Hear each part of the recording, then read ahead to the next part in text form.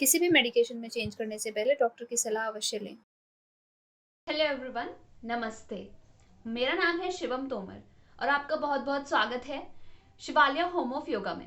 अब इस वीडियो के टाइटल से आपको पता चल ही गया होगा कि आज मैं आपके साथ अपनी थायराइड की जर्नी शेयर करना चाहती हूँ। शुरू करने से पहले मैं आपको बता दूं कि ये वीडियो मैंने सेक्शंस में बनाई है।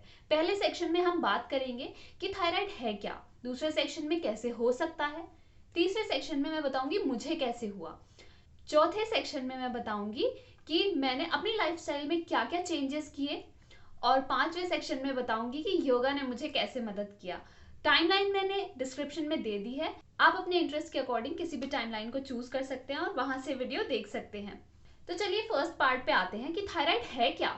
थायराइड एक तरह की ग्लैंड है जो आपकी नेक में प्रेजेंट होती है, बटरफ्लाई शेप की होती है, जो रिस्पॉन्सिबल होती है टू हार्मोन्स के लिए, T3 एंड T4। इसी ग्लैंड के माल फंक्शन को हम थायराइड बोल देते हैं। थायराइड दो तरह की होती है, हाइपोथायराइड एंड हाइपरथायराइड। हाइपोथायराइड में हमारी ग्लैंड ये हार्मोन्स कम सिक्रीट करने लगती है और हाइपरथायराइड में ज्यादा। एक सर्वे के मुताबिक हर 8 में से एक महिला को थायराइड है, तो ये एक बहुत बड़ा इश्यू है। चलिए आते हैं अपने सेकेंड पार्ट पे कि थायराइड कैसे हो सकता है। नंबर 1, अगर आपकी फैमिली में किसी को थायराइड है तो आपको थायराइड होने की प्रोबेबिलिटी बढ़ जाती है। Number 2, stress. अगर आप छोटी छोटी बातों पे बहुत ज्यादा स्ट्रेस लेते हैं तो भी आपको थायराइड होने की प्रोबेबिलिटी है। तीसरा है हमारा लाइफस्टाइल। ये तो सभी के साथ प्रॉब्लम है। आजकल हम ऐसी जिंदगी जी रहे हैं कि हर बात पे हम स्ट्रेस लेते हैं, प्रोसेस्ड फूड खाते हैं, अपनी सेहत का अच्छे से ध्यान नहीं रखते और बहुत ही कम वर्कआउट करते हैं।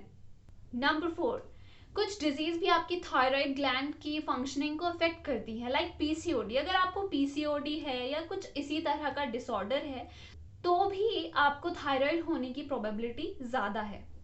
इसी के साथ हम आ गए हैं अपने थर्ड पार्ट पे कि मुझे थायराइड कब और कैसे हुआ। तो 2019 में मुझे पता चला कि मुझे थायराइड है। डायग्नोस के बाद ही डॉक्टर ने मुझे एक 25 mg की पिल प्रेस्क्राइब कर दी जिसे मुझे रोज लेना था। उन्होंने मुझे कुछ एक्सरसाइजेस भी बताई कि ब्रिस्क वॉक करिए, ऐसी एक्सरसाइजेस करिए जिसमें आपकी सांस फूले। तो अब मेरा लाइफस्टाइल इससे पहले का मैं आपको बताती हूँ कैसा था। तो मेरा लाइफस्टाइल काफ़ी अच्छा था, पहले से ही मैं रोज़ वर्कआउट करती थी 40 मिनट्स, और इसके साथ साथ खाने का भी ध्यान रखती थी। तो आई वॉज वेरी कंफ्यूज कि मुझे कैसे हो गया। पर जब मैंने सिचुएशन को एनालाइज किया और थोड़ा पीछे जाकर देखा तो मुझे लगा कि हाँ, मुझे होने की प्रोबेबिलिटी थी, क्योंकि मेरी मम्मी को थायराइड है और थायराइड डायग्नोस होने के 3 महीने पहले मैं काफ़ी स्ट्रेस में थी, 2-3 महीने के लिए। इसके अलावा जो मैं वर्कआउट कर रही थी उसका टाइम ही मैंने रिड्यूस कर दिया था अननोइंगली, और वो भी बहुत इफेक्टिव नहीं था। इसके बाद मैंने डॉक्टर की भी एडवाइस मानी और मैं सुबह उठकर ब्रिस्क वॉक पे भी जाने लगी। जब मैंने 1 साल बाद टेस्ट कराया तो मेरी थायराइड की काउंट बढ़ी हुई निकली और मेरा डोसेज इंक्रीज कर दिया डॉक्टर ने, जो बात मुझे बिल्कुल हजम नहीं हो रही थी। I was doing everything right, उसके बाद भी कैसे हो सकता है। मैं सब कर रही हूँ जो डॉक्टर ने बोला है, टाइम से दवाई ले रही हूँ, कभी मिस नहीं कर रही हूँ, कैसे हो सकता है ये। तो इसका मतलब जो मैं कर रही थी वो या तो सही नहीं था या फिर इनफ नहीं था। उसके बाद मुझे पता चला योगा के बारे में। तो उससे पहले मैं आपको बताती हूँ कि क्या चेंजेस मैंने अपने लाइफस्टाइल में किए इस ड्यूरेशन में। जो चेंजेस मैंने अपने लाइफस्टाइल में किए उनकी वजह से, जो योगा मैंने किया उसकी वजह से, 3 महीने के अंदर ही मैंने पिल लेना बिल्कुल छोड़ दिया, टेस्ट कराया और मेरी थायराइड एकदम नॉर्मल थी। तो इस 3 महीने के ड्यूरेशन में जो पहली चीज मैंने डाली अपने लाइफस्टाइल में वो थी योग। ऑल्दो मैं योग पहले से ही कर रही थी, बट इन 3 महीनों में मैंने केवल और केवल थायराइड ग्लैंड पे फोकस किया। अब योग में मैंने क्या क्या किया ये मैं आपको थोड़ी देर में बताऊंगी। पहले बताती हूँ कि और क्या चेंजेस करे मैंने अपनी लाइफस्टाइल में। तो दूसरी चीज ये थी कि जो मैं कॉफी पीती थी वो मैंने बिल्कुल छोड़ दी। चाय के साथ बिस्किट खाने की मेरी आदत थी, वो भी मैंने एकदम छोड़ दिया और घर का बना हुआ खाना ही खाया। बाहर का कोई खाना नहीं खाया मैंने इन तीन तीन महीनों में। कभी इधर उधर हुआ होगा, बट लगभग इन 3 महीने के ड्यूरेशन में मैंने कोई भी प्रोसेस्ड फूड नहीं खाया, केवल घर का सादा बना हुआ खाना खाया था।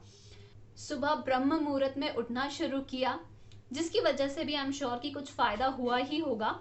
इसके अलावा कुछ चीज़ें जो आप चेंज कर सकते हैं, और मेरे रूटीन में ये सब पहले से ही था तो मुझे चेंज करने की ज़रूरत नहीं पड़ी।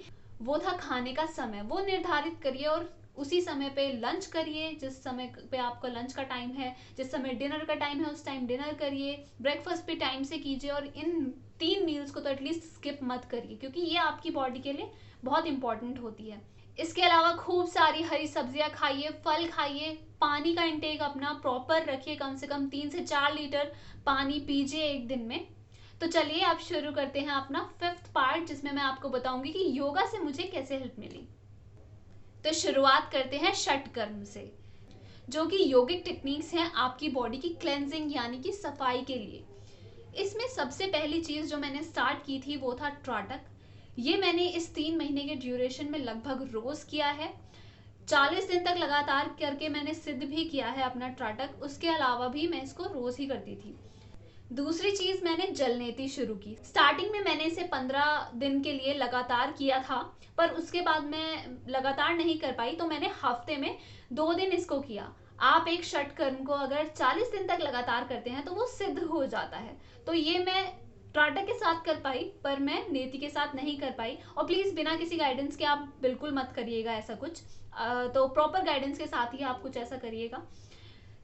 तीसरी चीज जो मैंने की थी वो थी कुंजल क्रिया। वो भी मैं हफ्ते में 1 बार किया करती थी। बहुत ही कम की है मैंने कुंजल क्रिया। और फिर मैंने किया है शंख प्रक्षालन, जो कि मैंने 1 बार किया था सिर्फ, जिसमें आपकी पूरे इंटेस्टाइन की क्लेंजिंग हो जाती है। तो ये तो था षटकर्म के बारे में। अगेन, षटकर्म आप प्लीज किसी की गाइडेंस के अंडर ही कीजिएगा। अगर आप पहली बार कर रहे हैं तो कहीं से पढ़ के या कहीं से सुन के खुद से ट्राई मत कीजिएगा। अब मैं आपको बताती हूँ कि योग आसन में मैंने कौन कौन से आसन किए। हाइलाइट्स बता देती हूँ कि कौन से आसन मैं रोज करती थी। तो जब हम थायराइड पे फोकस कर रहे होते हैं तो हमें अपनी नेक पे फोकस करना होता है। इसमें आप नेक मूवमेंट कर सकते हैं, पवन मुक्ति आसन कर सकते हैं। जो मैं करती थी सर्वांग आसन, हल आसन, चक्र आसन, धनुरासन। ये आसन तो मेरे रोज के रूटीन के पार्ट थे ही। इसके अलावा सिंह आसन और उज्जयी प्राणायाम भी मैं किया करती थी। तो सिंह आसन में लोएंस ब्रीदिंग जरूर करती थी मैं। कम से कम 10 बार आप ऐसा जरूर कीजिएगा। और इसके अलावा उज्जयी प्राणायाम में भी आप 10 काउंट तो करिए ही करिए। ये मैंने हर रोज किया है विदाउट एनी फेल। अब अगर आप चाहते हैं कि मैं ये पूरा रूटीन आपको एक वीडियो में बनाकर दे दूं, तो मुझे कमेंट सेक्शन में ज़रूर बताइएगा। मैं जल्द ही कुछ प्लान करूंगी इस पर। तो ये तो थी मेरी थायराइड की जर्नी।